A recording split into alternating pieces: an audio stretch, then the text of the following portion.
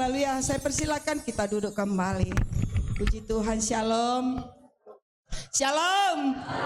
Oh haleluya, saya lebih dari pemenang. Tadi pujian kita, saya sungguh senang itu. Karena saya merasa saya lebih dari seorang pemenang, amin. Iya, harus sukacita, amin. Iya, haleluya. Indonesia saat ini sedang digoncang oleh ekonomi, saudaraku. Ya, sebagai sikap kita sebagai anak pilihan Tuhan, harus kita lebih dekat lagi kepada Tuhan. Ya, saudaraku, saya mau beritahukan bahwa keadaan Indonesia ini sedang tidak baik-baik saja. Artinya sedang digoncang ekonominya. Ya, rupiah semakin melemah, dolar semakin naik, dan Presiden Donald Trump telah mengambil satu kebijakan untuk memajukan, mengimpor segala hasil-hasil bumi mereka, hasil-hasil karya mereka, dan hasil-hasil daripada negara mereka untuk mengimpor ke berbagai negara. Salah satunya adalah Indonesia. Jadi mungkin produksi Indonesia ke depannya nggak laku. Bahkan Cina juga, ya, perekonomian yang sangat pesat sekali kemajuannya, itu juga ditekan oleh Donald Trump, saudaraku, Presiden Amerika. Ya, sebagai berpower ini harus kita waspada. Waspada bagaimana? Makin dekat kepada Tuhan. Karena di dalam Tuhan tiada yang mustahil, Dia sanggup buka jalan, amin. Iya. Kalau nggak datang lagi kepada Tuhan, hidupnya akan gelap. Di Medan saja tiga Matahari Plaza telah tutup. Satu Tamrin Plaza, Tamrin Matahari Plaza, Medan Mall, dan Manhattan. Coba bayangkan karyawan yang telah berhenti bekerja, kemana lah itu larinya? Ya, oleh sebab itu saudaraku, ya, semakin giatlah kepada Tuhan. Hanya itu selain satu-satunya. Karena bagi manusia tidak mustahil, tapi bagi Tuhan mustahil. Ya, salah satu contoh saya ceritakan, anak saya paling kecil, ya, begitu banyak yang di PHK dari yang perusahaan, tapi harus, walaupun perusahaan kecil, tapi saya bangga, ya Tuhan. Memang anak saya ini usahanya kerja, alami satu krisis di sana, banyak di PHK. Pada bulan Maret, anak saya diangkat jadi karyawan. Yang diberhenti banyak, tapi anak saya diangkat jadi karyawan. Memang perusahaan sih, di musim emas, apalah gaji ya, memang bagi orang lain berapalah gaji ya kan. Tapi ini sesuatu yang sangat saya banggakan punya Tuhan. Di tengah-tengah krisis, tapi di situ timbul anak-anak Tuhan yang Tuhan pelihara. Itu artinya saudaraku, kalau saudara berdoa walaupun melep, mengantuk-mengantuk pagi-pagi atau tengah malam, ternyata itu didengar Tuhan. Kan mau kita bangun jam 2, oh Tuhan terima kasih. Kita lihat anak masih bernapas, masih aman, di luar aman, oh Tuhan terima kasih. Bapa, ini hidupku kuserahkan kepadamu. Masa depan anakku ada dalam tanganmu. Tapi sambil mondok-ondok ini, ternyata Tuhan tampung. Artinya saudaraku, walaupun dalam mondok-ondok saja pun, kita harus mampu bersyukur kepada Tuhan. Nih, amin. Jadi ibadah yang sesungguhnya itu, ibadah yang sesungguhnya bukan di gereja. Kalau di gereja kan pasti hati kita memuji Tuhan, menyembah, penuh Roh Kudus. Bagaimana kalau di luar? Ibadah yang sejati itu adalah di luar daripada gedung ini. Itu akan kelihatan ibadahkah dia apa tidak. Jadi jangan saudara pikir kalau udah di sini, ya kok di sini wajar lah. Hadirat Tuhan ada. Tapi kalau di luar, disitulah kita bisa dibaca manusia. Kita itu adalah orang yang beribadah atau tidak. Karena kita ini adalah tulisan Allah yang ditulis bukan dengan tinta, tetapi dengan tangan Tuhan sendiri lewat firman-Nya. Amin. Saudara paham kan? Iya. Jadi saudara nanti akan kelihatan seorang yang beribadahkah setelah keluar dari gereja. Dan kelihatan lain dalam seminggu nanti. Senin, Selasa, Rabu, Kamis, Jumat, Sabtu. Baru Minggu kumpul lagi di sini. Saudara akan kelihatan. Benarkah saudara menjadi manusia? Dan ku ingin mengenalmu Tuhan. Lebih dalam dari semua yang ku kenal mereka itu. Kita harus lebih dari seorang pemenang. Haleluya. Iya, praktikkan besok. Dan lihat kalau jumpa di jalan. Haleluya, kalau di sini udah pastilah. Tapi di luar. Nah, ini yang Tuhan minta saat ini. Amin. Haleluya. Oleh sebab itu saudaraku. Ya, sebagai kekuatan kita. Firman Tuhan selalu kita belajar. Karena firman itu menasehati, memperbaiki, menyempurnakan dan lain sebagainya. Haleluya. Kita buka firman Tuhan yang tertulis dari Matius 15. Haleluya.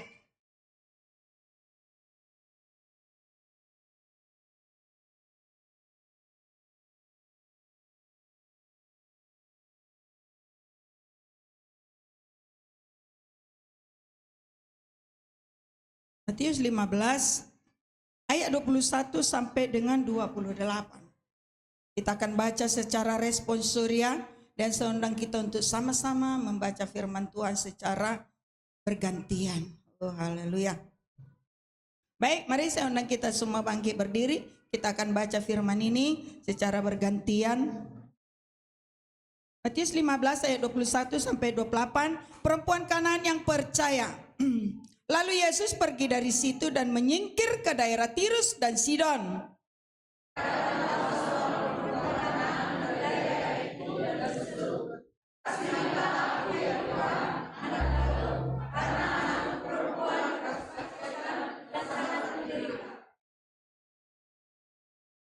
Tetapi Yesus sama sekali tidak menjawabnya. Lalu murid-muridnya datang dan meminta kepadanya, suruhlah ia pergi. Ia mengikuti kita dengan berteriak-teriak.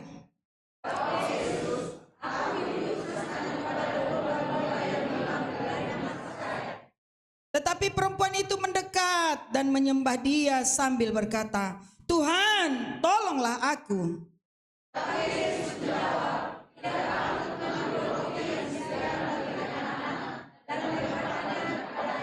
Kata perempuan itu, benar Tuhan. Namun anjing itu makan remah-remah yang jatuh dari meja tuannya. Sama-sama satu ya.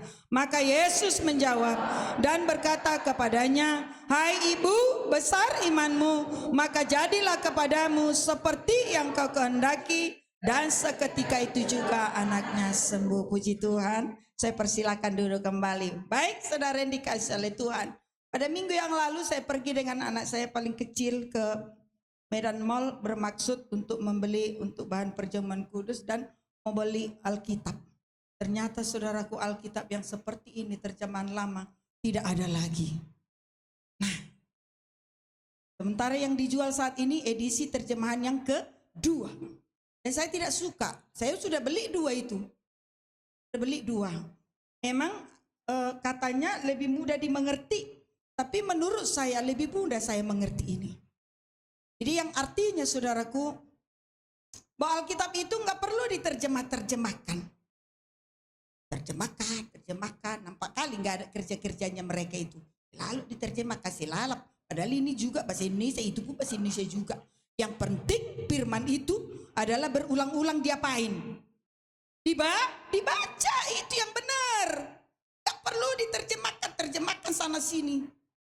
Yang penting Alkitab itu semakin dibaca, berulang-ulang sampai kusam Alkitab ini. Itu yang benar.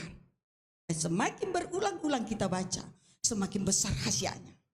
Luar biasa saudara. Coba baca satu pasal, satu hari 4 kali. Berulang-ulang. Gak mengerti, ulang lagi baca. Gak mengerti sampai 10 kali. Pasti luar biasa saudara. Setiap hari coba baca. Di situ engkau akan melihat keajaiban Tuhan yang luar biasa.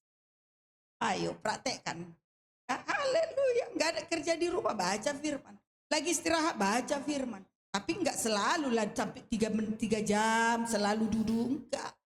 Saat ada waktu pagi baca sekali. Ya, di angkot boleh baca firman. Di mana lagi istirahat nanti baca, mau tidur baca. Itu artinya. Dan pasal-pasal itu juga tiap hari satu pasal berulang-ulang sampai kita mengerti. Nah, ini saudaraku yang benar. Dan edisi yang kedua pun habis disikat orang, habis terjual. Dan pada saatnya nanti Alkitab tidak ada lagi dijual di mana-mana. Karena ini adalah buku ini adalah Alkitab yang paling laris di seluruh dunia. Kalau mungkin satu orang pencipta buku karangan atau siapalah Billy Graham contoh, belum tentu itu di semua negara ada Alkitab, ada hasil karya dia diterjual. Tapi kalau Alkitab atau Bible dan lain apalah namanya, Bible bolo bahasa Batak, ya kan? Inilah buku yang paling terlaris di seluruh dunia dan seluruh dunia memiliki firman Tuhan ini, Alkitab. Artinya bahwa firman ini enggak pernah usang. Ini selalu baru. Setiap hari, setiap menit, setiap jam. Itu tandanya bahwa firman adalah sangat berkuasa. Kalau Mazmur 119 ayat 105 dikatakan, firman-Mu itu adalah pelita bagi kakiku. Tetapi kenapa orang tidak suka dengan firman? Ini yang menjadi pertanyaan. Terang bagi jalan-jalanku. Artinya menerangi jalannya kemana-mana. Mau ke pajak diterangi jalannya. Mau bekerja, mau kemana diterangi jalannya. Itu kehendak kita. Tapi kenapa manusia tidak suka dengan firman? Hanya setengah jam udah bosan, ngantuk. Ini artinya manusia yang anggap remeh sepele, tidak pernah percaya dan mengutamakan Tuhan dalam hidupnya. Sudah pasti. Tapi orang yang selalu rindu, orang yang percaya bahwa Tuhan itu segalanya, sanggup membuka jalan yang buntu menjadi lebar. Memberikan uang, tapi memberi jalan keluar bagi setiap pikiran yang buntu. Itulah manusia yang rindu akan Tuhan. Amin. Iya. Saudaraku, kok 1 jam pun firman, jangan bosan. Kalau nanti 2 jam firman, amin. Iya, aminnya kecil. Iya, pasti itu. Karena namanya juga manusia, keterbatasan ada. Tapi coba nonton drakor, 4 jam gak terasa. Udah pasti. WA, Facebook, TikTok. Saya mau katakan saudaraku, konten-konten itu gak usah lah. Habis waktu untuk itu. Pagi-pagi masih jam 7 dia joget-joget. Diundang kawannya untuk nonton dia, kreator-kreator. Gak usah. Baca firman gak sempat 10 menit. Tapi kreator mengundang orang lain. Kalau kita mengundang orang lain berarti untuk membuat orang susah. Hanya untuk menonton kita joget-joget, kita undang orang susah. Meninggalkan masakannya yang sudah gosong di belanga. Hanya untuk menonton Facebook kita. Ini dosa paling besar dalam dirimu. Mengajak orang lain untuk masuk dalam neraka. Tapi coba kau main gitar. Kau ambil gitar, kau nyanyi pujian kepada Tuhan. Lalu kau postinglah di Facebookmu itu. Mari saudaraku, kita angkat pujian kepada Tuhan. Kalau saudara punya waktu, ayo menyanyi bersama dengan saya. Wah, hadirat Tuhan hadir di rumahnya. Yang tadinya anaknya pulang sekolah melenceng, mau pergi kemana, renang-renang. Pulang ke rumah karena pujian penyembahan ada di dalam diri mamanya. Amin. Iya. Jadi kalau anak berusaha di luar sana, kau yang gak beres di rumah. Hanya main Facebook aja kerjamu.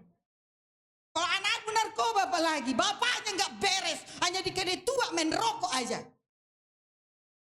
Aku baca di Facebook, memang rajin aku baca di Facebook. Dengar bapak-bapak, masih ada yang ngerokok, amin. Masih ada ngaku, amin. Iya, dengar bapak-bapak. Sampai ku bawa handphoneku ke podium ini. Sampai ku baca dulu bagi bapak-bapak. Ya santai ya dengar firman, yang gak usah tegang-tegang lah ya. Katanya kan, sampai ku screenshot ini. Ayah yang tidak merokok adalah, dengar bapak-bapak yang merokok. Ayah yang tidak merokok adalah warisan paling mahal untuk anak dan istrinya. Amin. Makanya ibu-ibu kalau masih merokok di rumah, usir dari rumah. Kanlah kau merokok bilang. Karena Pergub 35, Pergub peraturan gubernur, tidak boleh ada 7 tempat yang tidak bisa merokok. Pertama rumah. Di rumah nggak boleh merokok. Kena denda saudara. Tempat ibadah, tempat anak bermain, di sekolah, di angkot, di mall, di mana saja. Ada 7 kriterianya. Jadi katanya ayah yang tidak merokok. Aduh, terus bayangkanlah kau anak ayah yang baik bagi anakmu ya.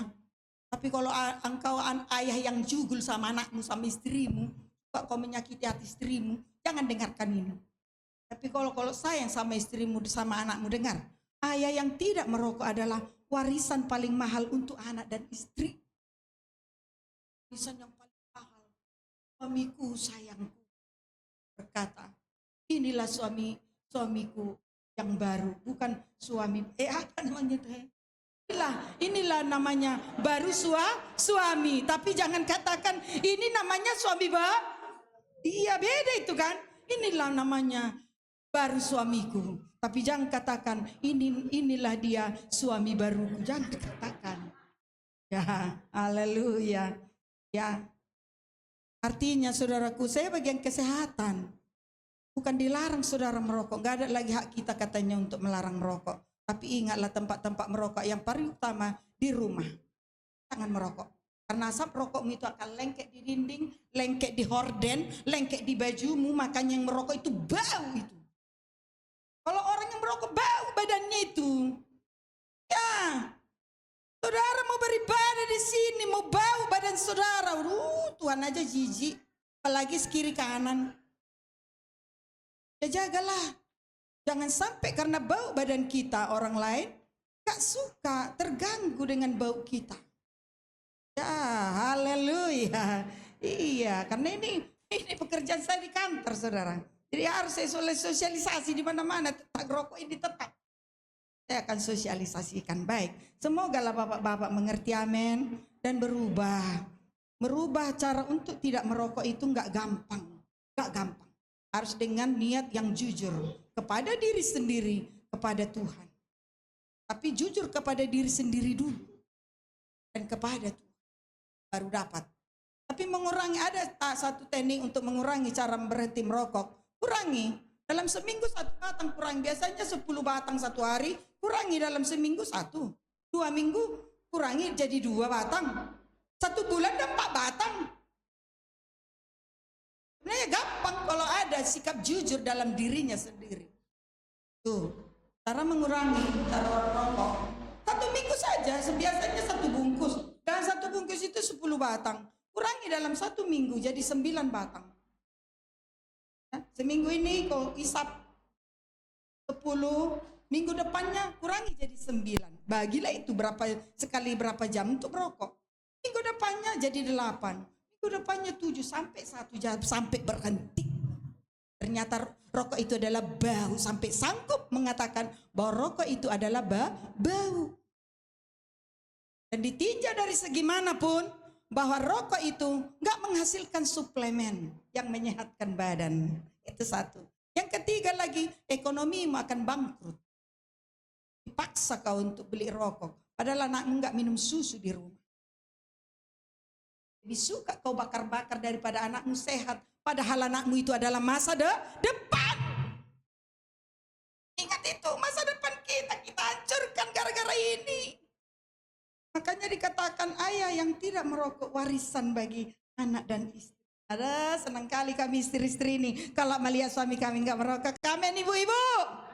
Iya, makanya gadis-gadis kalau ada yang manopot kawinan, lihat dulu kau merokok bang. Iya, terus jauh-jauh aja, nggak usah cakap, nggak usah perpanjang lagi. Gak ada itu. Iya dek, nanti kalau kita kawin aku berhenti. Gak ada itu. Susah itu berhenti, sama dengan narkoba itu. Ingat itu. Kalau dia bebas dari rokok, bebaslah ekonomimu. Selamatlah ekonomimu. Uangmu itu bisa kau COD tiap hari kau. Kan 20.000 harga rokok misalkan 1 bungkus 1 hari. Kali seminggu udah berapa? Udah bisa datang COD ke rumah, amin. Baju baru beli yang kuning. Oh, haleluya. Iya, kan cantik kan, seragam. Luar biasa, memang ibu-ibu bijaksana ini. Suaminya nggak berokok lagi, makanya bisa dia seragam. Iya, udah pasti. Amin, haleluya. Baik, saudaraku, kembali kepada nats yang kita baca. Perempuan Kanaan yang percaya. Ini tetap perempuan lagi.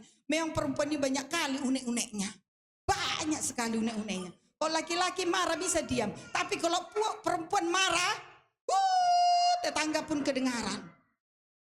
Benar? Makanya selalu lebih banyak firman tentang perempuan di Alkitab.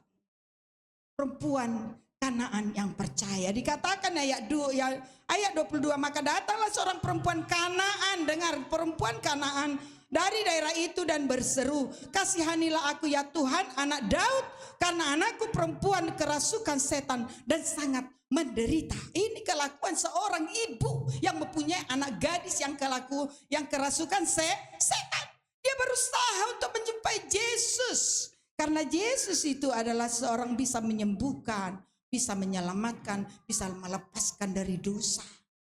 Itu usaha dari seorang perempuan sampai dia lari-lari. Yesus, kasihanilah aku, anakku menderita kerasukan setan dan sudah sangat lama sekali. Ini perjuangan seorang ibu. Entah suaminya pun masih merokok di kedai tua sana, gak tahu. Tapi istrinya, Yesus, di mana Yesus? Udah berbondong-bondong orang, tapi dia lari-lari, gak tahu malu, gak peduli dia apa kata orang. Dia berusaha, yang penting anaknya tapi suaminya udah balas lah di situ. Mau apa kok di situ terserah. Yang penting aku merokok. Lisoy, lisoy, lisoy, lisoy. Sobur matu aki. Tapi istrinya berjuang mati-matian. Sampai dikatakan tetapi perempuan itu mendekat dan menyembah dia sampai berkata, kalau orang yang menyembah, ada orang menyembah dengan berdiri. Tidak. Perempuan ini menyembah Tuhan sampai matanya kena ke tanah. Ngesot sampai kayak suster ngesot. Mungkin dia Yesus, Yesus. Yang penting anaknya sehat. Luar biasa memang perempuan ini ya kan. Tapi coba laki-laki mana mau kayak gitu. Kelelahan kalau nggak sembuh lah di situ. Tapi perempuan nggak mau menyerah. Dalam situasi apapun tidak akan pernah perempuan. Seorang perempuan yang baik tidak akan pernah menyerah dengan situasi apapun. Amin. Iya. Saya udah seorang single parent. 4 tahun saya single parent, hidup dari suami. Kalau dulu waktu ada suami, saya anggar jago. Gak peduli saya. Tapi begitu meninggal suami, saya ambil peranan 2 kali lipat. Karena apa? Saya harus sebagai gembala, saya juga harus sebagai ibu, saya juga harus sebagai kepala rumah tangga. Berarti harus double. Yang tadinya kalau berdoa hanya setengah jam, harus double, harus bisa sampai 1 jam. Itu supaya apa? Kuat. Kayak tadi. Lebih haleluya, angkat pancimu kepada Tuhan. Masa hanya 2 katanya tadi? Aku nggak peduli. Apa kalau dikatakan pemimpin itu turuti. Itu tandanya kau jemaat yang setia, taat. Ini tadi pemimpin pujian udah gini. Tengok kiri aku nggak ada, jadi aku angkat malu lah Tuhan. Orang dibilang kok angkat panciku. Yang lainnya di mana? Muda-mudi ini masih lincah. Aku udah tua ini, masih bisa melompat-lompat. Salah anak muda. Ibu gembala kalian ini lincah kali.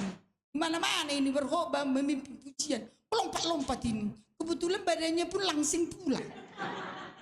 Iya, suatu anugerah itu. Apa resepnya ini? Aku udah makan sekali 1 hari tetap aja seperti ini. Tapi aku gak mau kalah Tuhan. Kalau ibu terjun itu lincah, aku pun walaupun gemuk lincah. Gak mau aku kalah. Ya benar. Dan itu harus kita pertahankan. Jangan diejek. Macam apa aja. Enggak. Justru nangislah kau. Kalau enggak bisa kau melompat-lompat. Itu. Amin. Siapapun yang memimpin di depan ini turuti. Kalau pemimpin angkat tangan. Kenapa rupanya? Angkat tangan jangan begini. Ini enggak ada angkat tangan. Minta-minta ini. Pengemis. Tapi angkat tangan, hadirat-Mu Tuhan, ku rasakan. Dengan begitu kita angkat tangan, itu tanda penyerahan. Artinya nggak ada apa-apanya kita, bahwa Yesus lebih tinggi dari segala. Itu artinya angkat tangan. Kalau orang nggak mau angkat tangan, mukanya melos-melos itu. Ya. Jangan semakin tua mukamu makin melos. Semakin tua wajahmu akan semakin berseri-seri. Amin. Aku itu, karena anakku pun kulihat cucuku ganteng sekali, cantik. Semakin berseri-seri lah Tuhan. Dulu nggak ada TK, anakku TK masih 6 bulan TK udah bisa baca. Oh Tuhan, semangat kali lah. Keruk yang ada tadi nggak hilang semua. Ya. Testing kemarin anakku udah full umurnya, terakhir lah tinggal 2 bulan lagi. Testing CPNS menang. Oh Tuhan, enggak semakin berseri-seri aku. Gak ada yang pikirkan lagi, Tuhan cukupkan semua. Ini yang tua-tua, 7 tangan dulu yang tua-tua.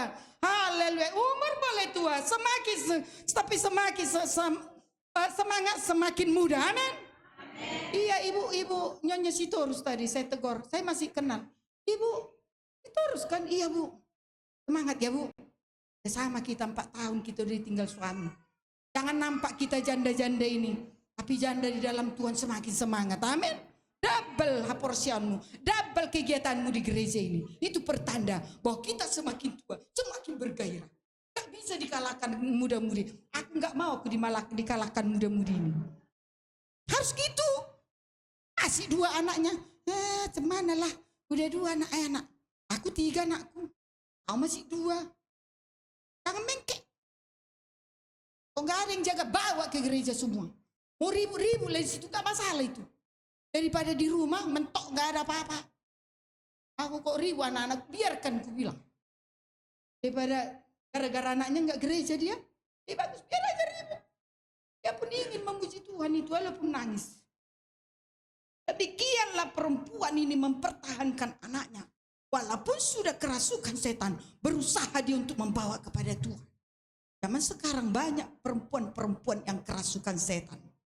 Terbukti saudaraku, penghasilan cuma 30.000, COD-nya udah 32,5. Perhatikan, krisis ekonomi melanda engkau, melanda dunia, melanda Indonesia. Kalaupun ada uangmu, tabung-tabunglah. Karena tahun depan gak tahu kita seperti apa lagi negara ini. Udah banyak yang di PHK. Banyak pengangguran. Di kantor kami provinsi, semualah kantor gubernur. Yang inilah bagian ini. Ribuan, puluhan ribu tenaga honor berhenti sejak Januari.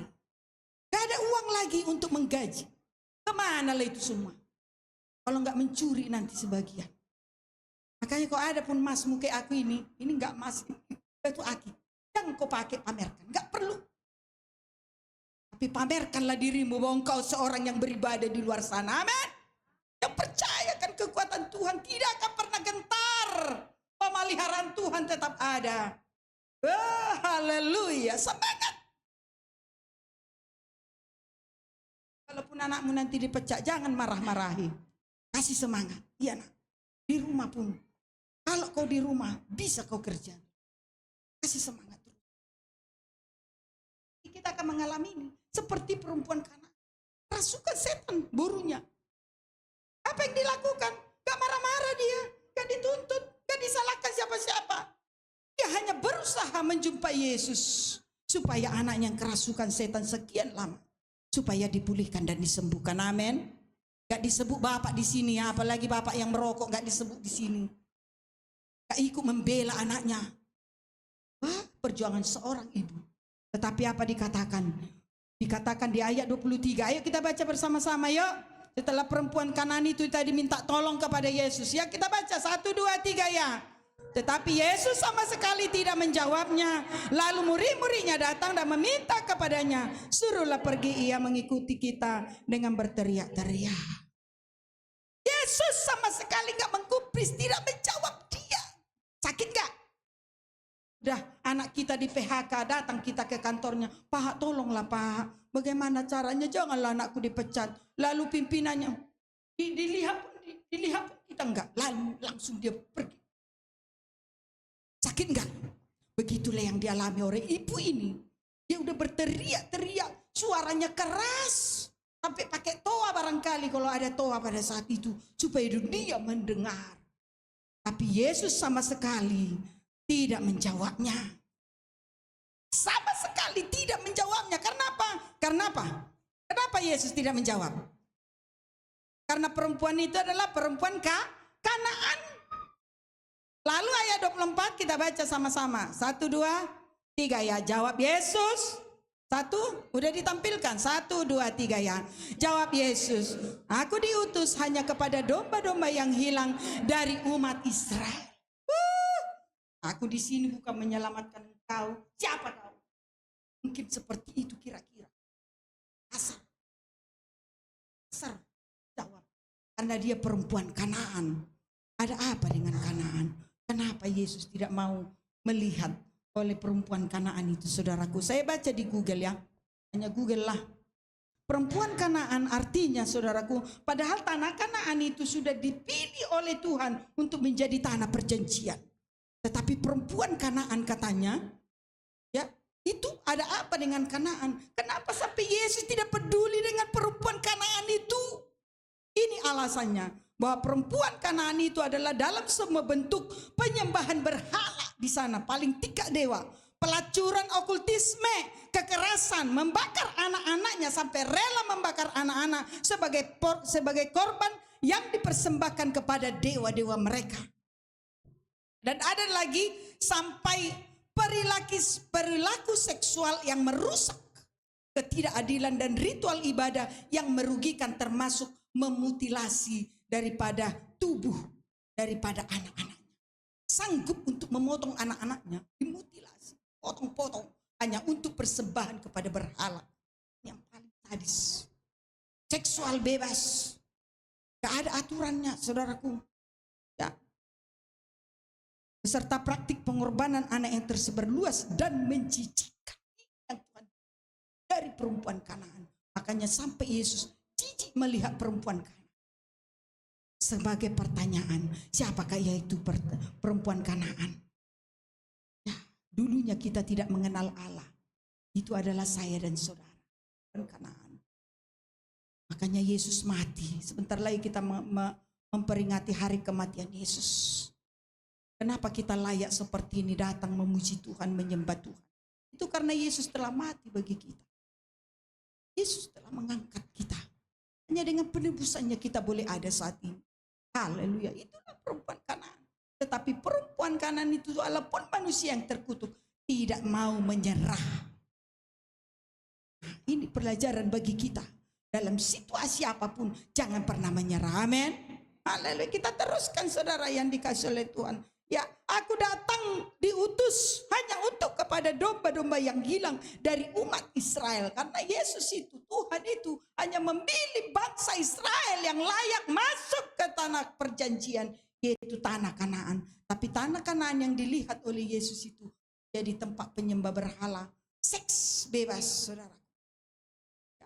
Penyembah berhala sampai memutilasi anak-anaknya, dikorbankan untuk dewa-dewa mereka. Sangat menjijikkan. Ini yang alasannya Yesus tidak mau tahu. Mungkin barangkali kita seperti itu, saudaraku. Ya, kita lihat kehidupan manusia sekarang.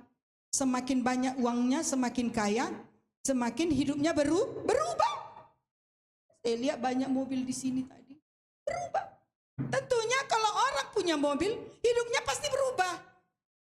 Yang tadinya tasnya masih harga 150, karena sudah punya mobil, alang cocok beratasona teh, ikut horon na berendek ti. Walaupun yang kawi-kawi, tapi berendek lah, mana ada berendek kawi, ya kan? Adalah ya. Ya, sandalnya pun tadinya lepes-lepes. Heran na cocok biar telau naik tu mobili, mulut sepatu lepes, ikut na agak tibu, mainan agak runcing tubi na. Berubah. Dan kalau itu lagi ngaro bereta bah. Oi mak, unang pala jomar minggu itu robereta, iya aja kita lau mak, karena ada mobilnya. Berubah keadaan manusia kalau ada uangnya. Coba nggak berduit, oi mak tu gereja mak, tukar persembahan ini. 10 hari persembahan, 10.000 begitu lu mi baik mak, asal maki bagian amplopi. Saya mau katakan, Tuhan jijik melihat orang seperti itu. Kalau hanya 10.000 satu aja lah isi amplop itu. Enggak usah kau pecah-pecah. Amin. Mana bendahara? Lihat dulu ada persembahannya 2.000 nanti sih. Tiap minggu ku tantang itu. Kalau masih 2.000-nya minggu depan, bulan depan lah kau kasih persembahanmu. Sampai di 10.000. Kasih 2.000. Dari tahun 2019 2.000. 2025 2.000. Pernah berubah. Tapi kelakuanmu berubah, makin bobrok. Persembahanmu gak pernah berubah. Ya. Tapi mau diberkati. Ya. Peliknya minta ampun. Dari dulu persembahannya. Waktu ada mobil, waktu belum ada persembahannya 2.000. Udah punya mobil 2.000. Udah bajunya pun cantik, tetap 2.000. Sepatunya pun udah branded 2.000 juga persembahan. Makin tua makin pelit. Hanya persembahan, belum lagi bayar perpuluhan. Makin repot. Makanya janganlah ibu itu ke sini. Jadi semua dibilangi. Ya. Firman itu nggak boleh menutup-nutup dosa. Dosa kecil, dosa besar sama hukumnya, men. Engkau akan masuk neraka. Kalau hidupmu berubah, makin mewah, persembahanmu makin mewah lah. Amin. Maka usahamu pun berlipat kali ganda. Mana lebih baik? Begitu-begitu asal lakuan nong kakung ngonu ngabeng asai. Dari kangkung engkau menjadi toke jeruk. Amin. Iya, Tuhan ubahkan. Harus ada pengharapan. Seperti Abraham. Walaupun Abraham tidak ada dasar untuk berharap. Tapi dia berharap, percaya kepada Tuhan. Bahwa Tuhan sekali menyuruh tidak akan pernah sia-sia. Wah, haleluya. Ini yang dilihat perempuan Kanaan. Makanya dia sanggup sampai murid-murid Yesus katakan, nyalain kau Yesus, suruhlah api gitu, rimkan itu. Orang Kanaan itu, aji kita milih itu, suruhlah. Yesus kali suruhlah dia pergi. Dia selalu mengikuti kita. Lalu di ayat kita baca kembali. Ayat yang ke-25. Tampilkan inang, mudah. Kita baca bersama-sama 1, 2, 3 ya. Tetapi perempuan itu mendekat, kurang kuat.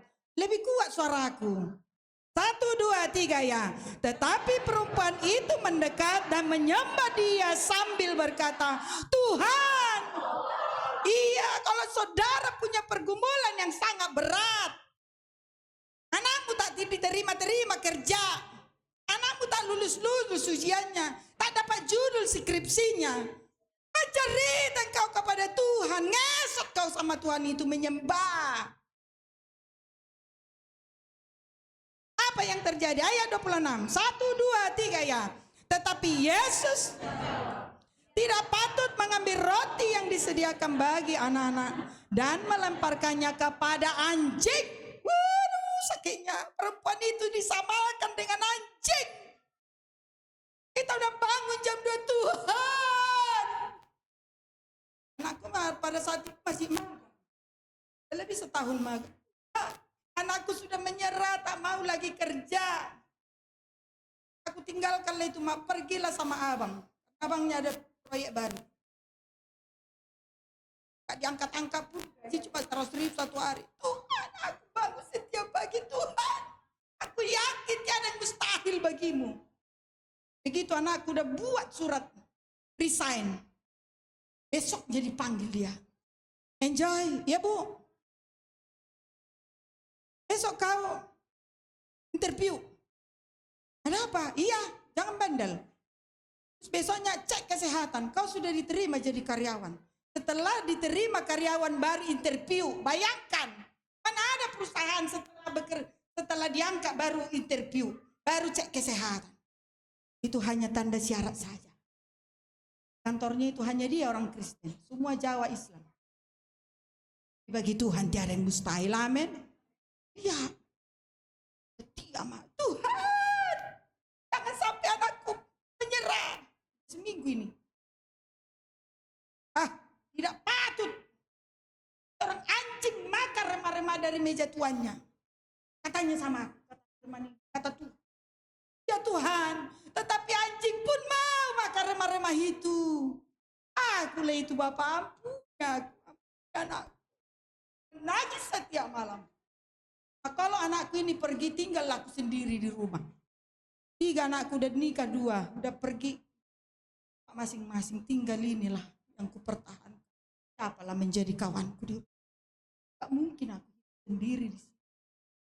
Aku menjerit seperti perempuan ini. Soalan besar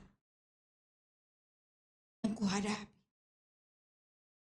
Aku bilang, Tuhan, memang anjing, aku ini seperti anjingnya Tuhan. Tapi anjing pun makan remah-remah yang jatuh dari meja tuannya.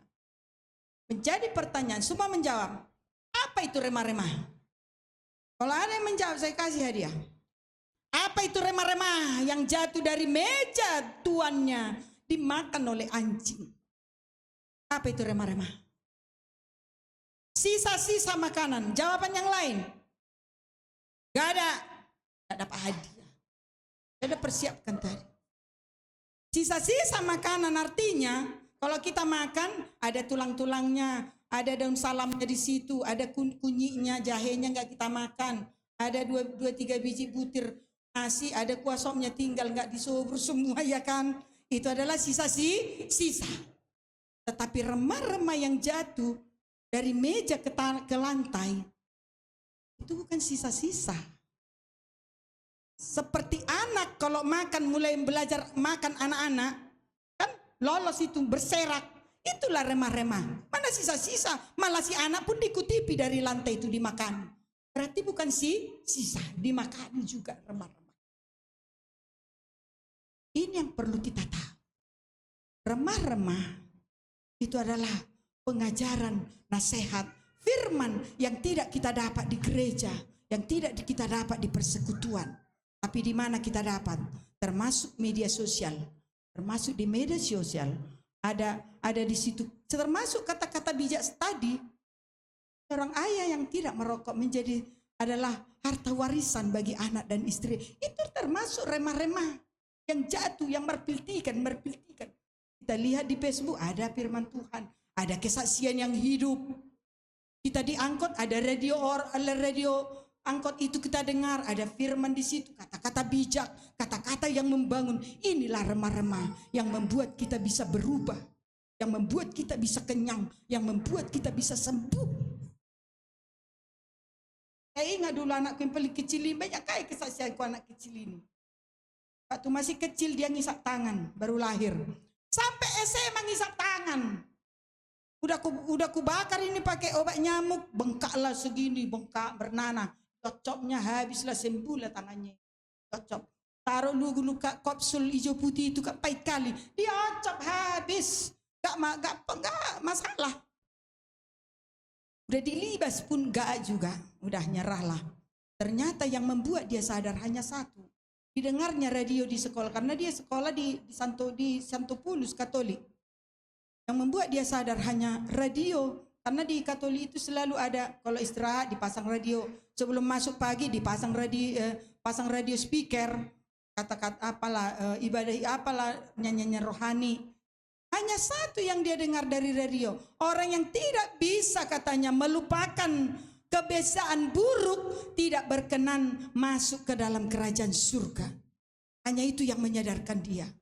Kemudian dia sadar, ternyata kebiasaanku ini, aku udah dilibas mamaku, udah dibakar mamaku, udah dibuat pun kapsul hijau putih, enggak juga aku sadar, berarti enggak layak aku masuk surga. Itulah kalau udah Roh Kudus bekerja, satu-satu orang, tidak ada yang menghalanginya. Hanya itu aja yang menyadarkan dia. Lalu dia pulang menangis, dia dipeluknya, mama ternyata aku enggak bisa masuk surga. Ya kenapa nak? Iya aku dengar tadi di radio, karena isap tangan enggak bisa aku lepas, aku mulai saat ini enggak mau lagi. Dia sampai sekarang pulih lah ini. Makanya agak boning dia. Ya, setelah dia bekerja udah dipasang lagi kawat. Laki-laki loh. Jadi pasang kawat, ternyata tahu juga dia yang tahu juga artinya malu. Jadi ada sesuatu, itulah remah-remah tadi. Itu yang menyadarkan dia. Udah KKR, udah kemana, udah didoakan, enggak juga bertobat. Itulah remah. Sesuatu dari yang tidak gembala kita juga ada ngasih firman, ya, ada acara ngasih firman, ada kata-kata nasihat. Itulah semua remah-remah yang ditampung oleh perempuan tadi. Lalu disitulah Yesus timbul belas kasihannya kepada perempuan itu. Karena dia selalu merendahkan hati. Sampai remah-remah pun ternyata dimakannya. Apalagi firman yang utuh di gereja ini. Wih, jangan ditolak. Amin. Saudara tergembala karena firman di gereja ini. Kalau saudara pun yang dengar yang lain, itu adalah remah artinya tambah-tambahnya lah itu. Tapi saudara digembalakan di tempat ini, jangan salah. Ini adalah pokoknya. Dan yang di luar itu ranting-rantingnya yang kalian ambil. Jangan salah.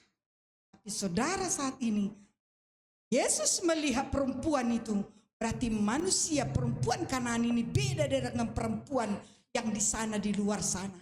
Dia adalah manusia yang tergembala. Itulah saudara yang ada di sini.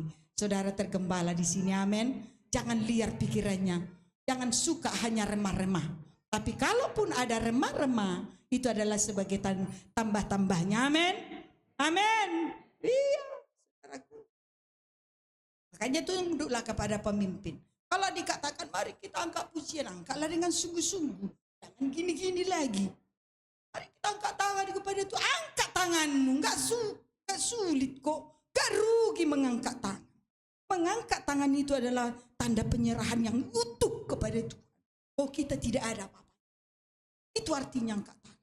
Angkat panjimu, ya memang harus diangkat panji. Dielu-elukan Yesus itu. Itu kalau ada pengajaran di Katolik itu nanti, ini mereka lagi mempersiapkan mare-mare itu ya kan. Ya. Mereka buat itu, kita enggak lagi. Sebenarnya dibuat pun enggak apa-apa, bagus. Karena memperingati. Tapi karena kita manusia sibuk. Tapi Tuhan katakan manusia itu diciptakan, enggak ada yang sibuk. Tapi yang membuat sibuk siapa? Kita sendiri. Ah, sibuk aku, kerja aku. Padahal ya Tuhan Allah menciptakan manusia itu enggak sibuk. Dia udah sediakan di Taman Eden. Datanglah. Pikirannya tadi mau rakus, mau diambil. Buah pohon pengetahuan juga mau diambil. Rakus namanya. Dimakannya semua. Hanya hancur. Taman Eden hancur dibuat oleh ulah dua manusia.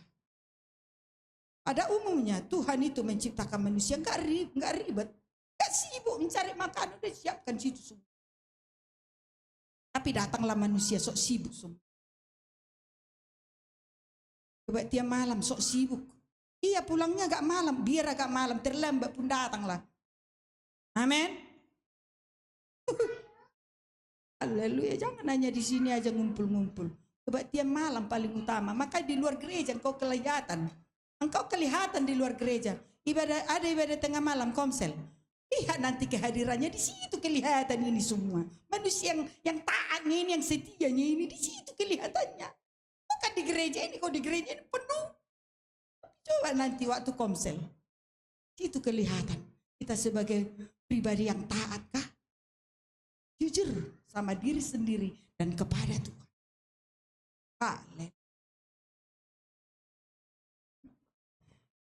Saudara, gak main-main. Kalau datang sama Tuhan jangan main-main. Nah, saya kalau dalam ibadah gak pernah main-main. Semalam saya gak ikut pertemuan di sini, pertemuan wilayah. Salah satunya hujan deras. Ya. Yang kedua, kami agak ada kerusakan. Kalau datang hujan ada gangguan. Yang dibereskan semalam. Aduh, aku merasa berdosa lah. Ampun saya Tuhan. Memang kalau kena hujan kakiku ini udah menggigil.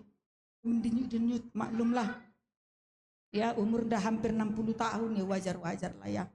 Faktor umur, karena saya naik kereta, naik sepeda motor kemana-mana. Gak tahan lagi saudara.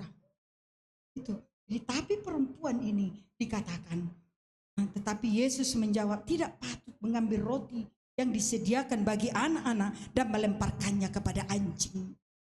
Saudaraku, manusia gak ada apa-apanya. Dia bisa disamakan dengan seekor anjing. Karena apa disamakan manusia seperti anjing?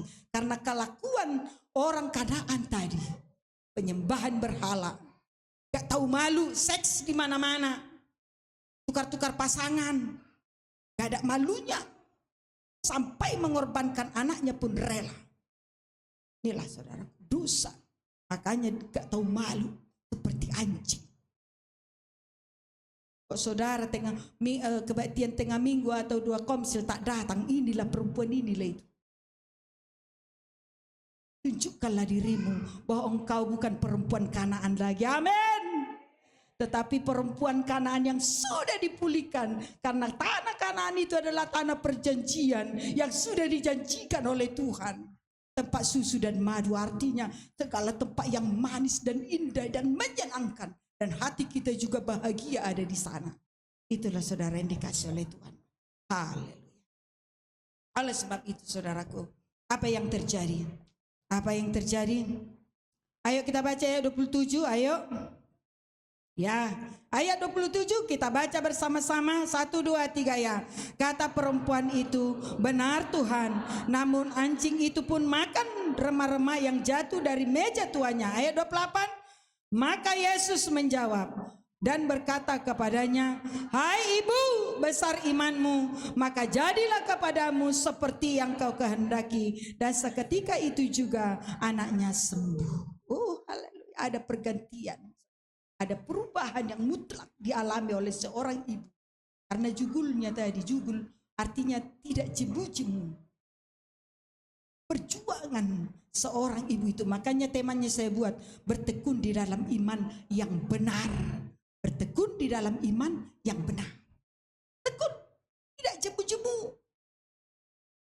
Supaya kita menjadi perempuan-perempuan Kanaan yang telah dipulihkan, diselamatkan oleh Tuhan.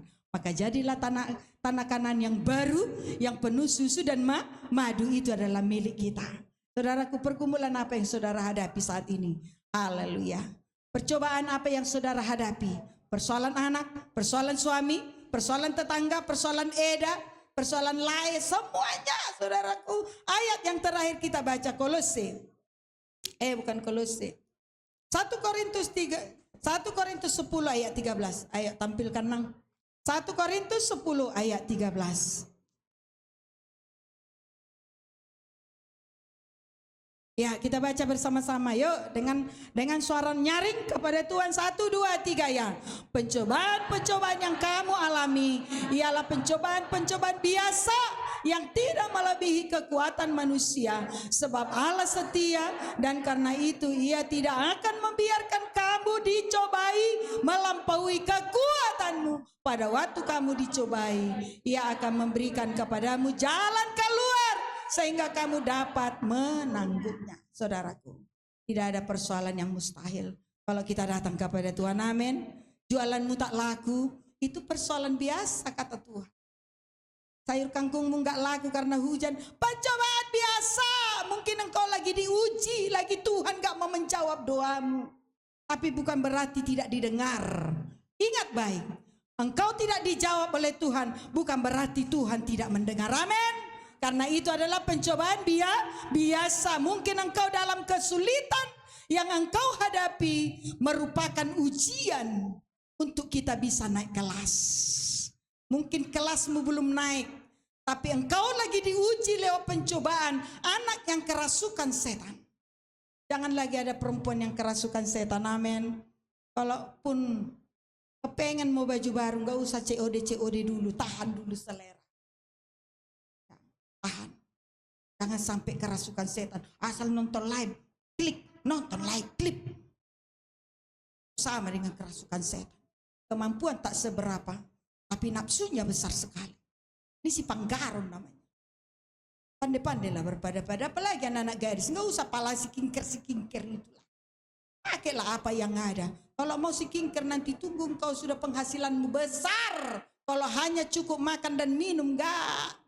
Belum bisa. Tapi hatimu lah perbaiki.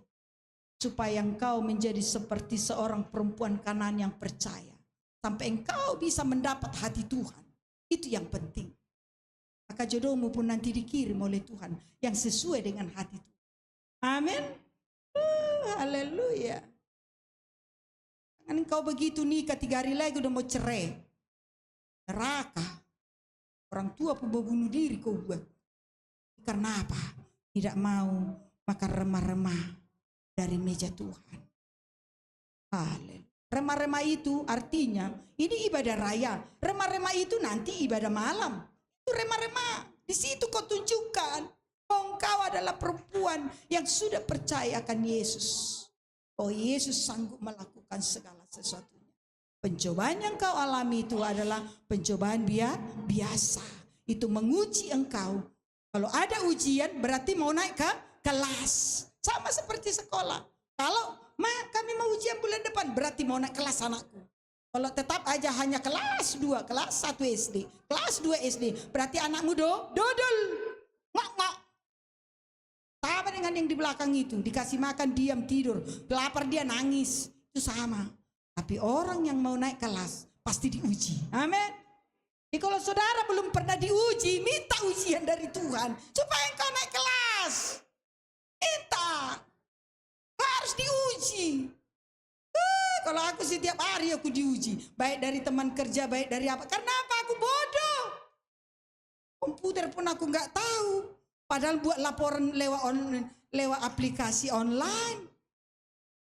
Setiap hari aku diuji. Tapi bagaimana menyikapinya Tuhan? Ini adalah semua pencobaan biasa yang kuhadapi.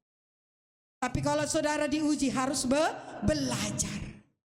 Belajar, banyak belajar. Ibu-ibu kalau hanya di rumah banyak kau membaca. Banyak membaca, banyak mendengar. Harus banyak belajar, banyak menulis. Katanya orang yang sudah tua, yang sudah pensiun, ada yang sudah pensiun di sini. Kalau sudah pensiun, biasakan menulis setiap hari, menulis. Itu adalah salah satu obat daripada pikun dan bosan. Kalau orang suka menulis, dia tidak akan pikun dan tidak akan pernah bosan dalam hidupnya. Dia akan semakin bergairah. Makanya aku sampai segi ada notisku 2009 ku bongkar-bongkar masih ada catatanku 2009, bayangkan. Karena aku suka menulis semua notis-notisku berbagai macam ukuran ada. Dan ini nanti mungkin 2035 akan ku baca lagi yang kupirmankan ini, ku tulis. Teringatlah aku buat pertukaran mimbar diterjun. Oh, waktu aku diterjun begini keadaannya. Ada kenangan. Jangan anak-anakmu pun begitu tamat SD begitulah, hilang bukunya nggak ada lagi. Begitu tamat SMA begitu hilang bukunya pun tak nampak lagi. Itu biasanya orang Batak tidak pernah menghargai ilmu pengetahuan. Tapi orang yang mau maju, Helmi Yahya, Tantawi Yahya itu dengar kalian kalau cakap. Aku sering kali membuka-buka itu, membuka pikiran kita. Tak satu pun bukunya waktu SMA katanya hilang, semua masih disimpan. Bayangkan. Jadi jangan begitu kau tamat SMA, begitulah hilang bukumu. Kali-kali 9 pun kau tak hafal, udah tamat SMA. Apa enggak hancur dunia persilatan? Mau berusaha kau, mau berjualan, kali-kali 7 pun kau tak tahu. Bagaimana kalau bagaimana mau naik kelas? Oleh sebab itu tidak menutup kemungkinan sampai tua, sampai masa putih rambutku, aku tetap belajar karena Tuhan menggendongku. Amin. Amin. Demikian firman Tuhan yang dapat saya sampaikan saat ini. Ayo singer, pemusik maju ke depan. Kita akan tutup ibadah kita. Kita akan tutup firman Tuhan saat ini. Kita angkat satu pujian. Tak selalu Tuhan menjawab doa, ya. Tak selalu Tuhan menjawab setiap pergumulan kita. Oh, haleluya Tuhan.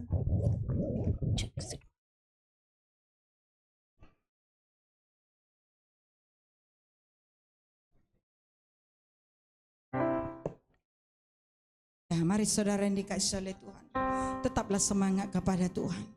Kalaupun saat ini mungkin doamu belum diterima, belum didengar, dijawab oleh Tuhan, tapi yakinlah sepatah kata, 2 kata yang kau naikkan kepada Tuhan, dia sudah tampung di dalam kirbatnya. Oh, kita anggap pujian tak selalu Tuhan menjawab doa.